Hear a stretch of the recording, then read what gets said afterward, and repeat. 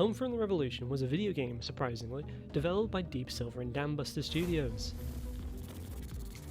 But this wasn't always the case, however, because Crytek UK were once making this game, but due to financial struggles they collapsed, and the company became Dambusters. Even before then, THQ had the intellectual property, but they too filed for bankruptcy. I'm Ryan McCaffrey for IGN News. A difficult and sad chapter of beleaguered game publisher THQ's history is over, and a new chapter has begun. To say this project didn't have a troubled development would be an understatement. After its eventual release, years after the original by the way, fans were not impressed.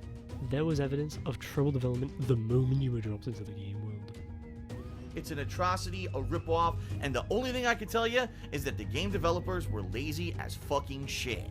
HomeFront Revolution was so painfully average, so buggy, so hilariously generic that I don't really have much to say on this one. Don't waste your money. Let's start by saying that the port to PC is a crime, basically. It is absolutely ridiculous how bad this game has been ported over. For you and I, this would have been your typical run-of-the-mill, sloppy first-person shooter, shat onto the summer release window, and slowly, but surely, sink its ways into the sewers of the gaming industry. The game itself just didn't have any sense of individuality to keep it afloat in the toilet bowl of human interest. Until the very few who did play this game to the end discovered something truly bizarre. There was an arcade cabinet, hidden away in the shadows of an area that would have been merely bypassed by a large majority of the player base. It wasn't until the secret was found, however, did the game become part of a bigger discussion. There was headlines, there was videos, there was articles. What exactly did they find?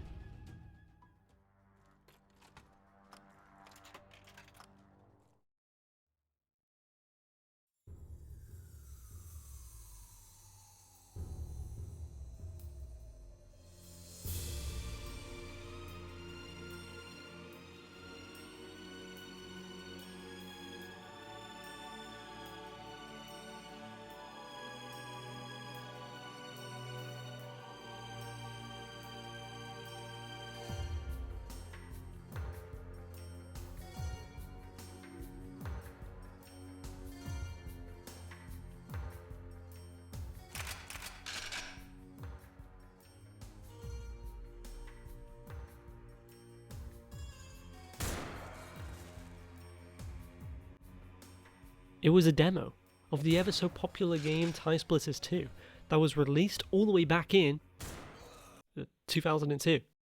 The Easter egg itself featured two playable levels, Siberia and Chicago. For the first time since its release, Timesplitters 2 is now officially playable, mind you slightly bare bones, on PC with mouse and keyboard. And don't forget, Timesplitters as a franchise has been left to rot ever since 2005. Nothing has ever come from this franchise since then. So to put it lightly, this discovery was a bit of a big deal among those who held this dormant trilogy close to their chests. So was this just a cool Easter egg for passionate fans to reminisce about? Nothing more, nothing less? Well, things went from strange to fucking bananas. Players noticed the gun sounds had actually all been remade.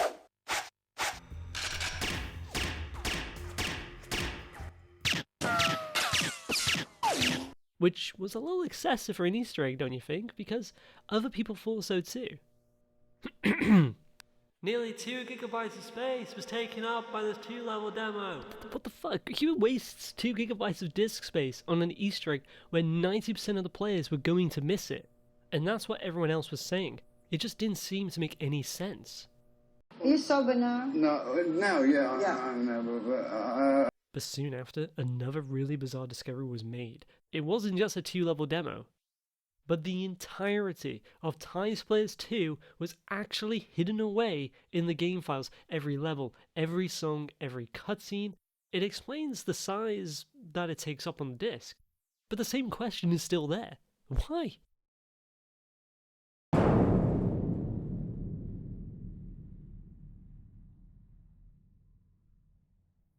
A small group of rather dedicated, Easter egg obsessed, mole-like creatures made it their ultimate goal to dig for more answers in the burrows of HomeFront the Revolution. But nothing else was sounded. That was the end of it, really. But then something did happen, something truly unexpected. Interest surged, sort of like that time when you dropped your Nintendo DS into the bathtub when you were only like 7 years old, and it terrified the hell out of you, and it just sort of happened within a flash. Sorry for the alarming interjection, but imagine my shock, my electrical disappointment, almost mimicking that time from when I was 7 years old in the bathtub. Because you see, after uploading my HomeFront Easter egg showcase video, I literally found out, milliseconds after uploading it, that a much bigger Easter egg, a much bigger secret was ready to be found. A video uploaded by that of a content creator called Odd Here mentioned an anonymous developer from Dambuster Studios who had contacted him directly about a much bigger Easter egg that was never discovered within HomeFront the Revolution, an Easter egg that may or may not unlock the entirety of Timesplitters 2. Curiously, data miners found that the entire game of Timesplitters 2 could be found in HomeFront's files, with every asset and resource completely redone from the ground up. Well, thanks to a confirmed developer who chose to be anonymous. Let's just say there is something in the game still waiting to be found. And I know you can't see me right now, but I hope it was clear that I was winking at you while I was saying that. The mole people soon got to work. They were about to undergo the unearthing of a lifetime, to dig their way through the game and find a possible lead to crack this mysterious egg. Before I continue, I should emphasize the word allegedly and supposedly.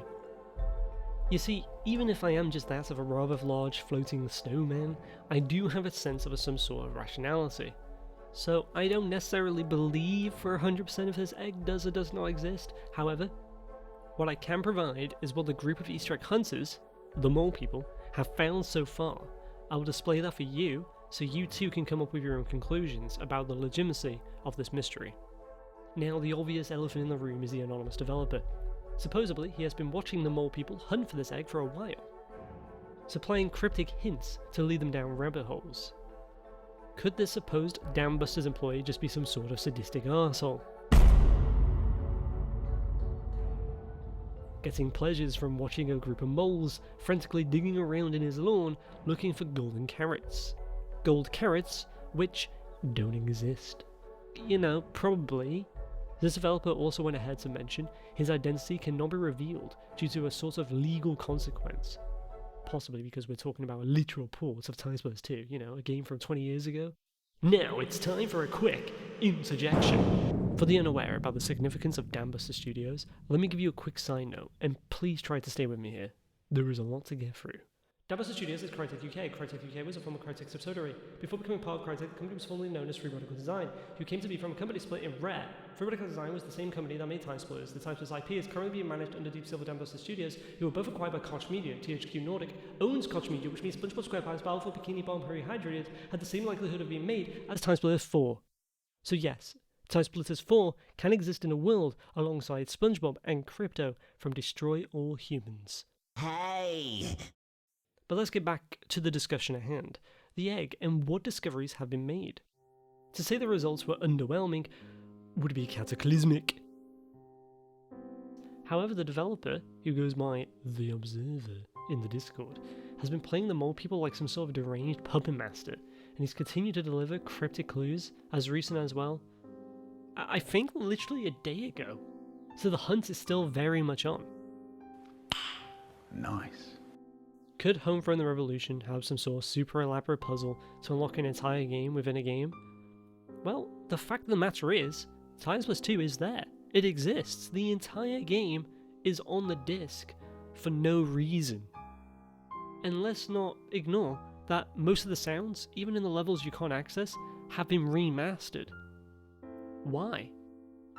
So whatever the case may be, the situation is definitely interesting and truly unique. It adds a layer of mystique to what would have been a rather bland, forgettable first-person shooter. As mentioned prior, this game had no sense of individuality. But looking back, it soon found one. In the case of possibly having one of the strangest mysteries in the gaming scene as his legacy. Now, think back to my shit analogy from earlier. It's as if the toilet bowl of human interest got jammed with mediocrity and overflowed, causing HomeFront the Revolution to float its way back up to the surface from the dark, shitty depths from below, eventually spilling onto the floor. It's a real nuisance to clean up, sure, but upon greater inspection, you find one of those famous cafeteria ice buns you used to have as a child back in primary school. It was never replicated. It sparks your interest and gives you a comfy feeling of nostalgia from years past. It's just a shame it was attached to something so foul.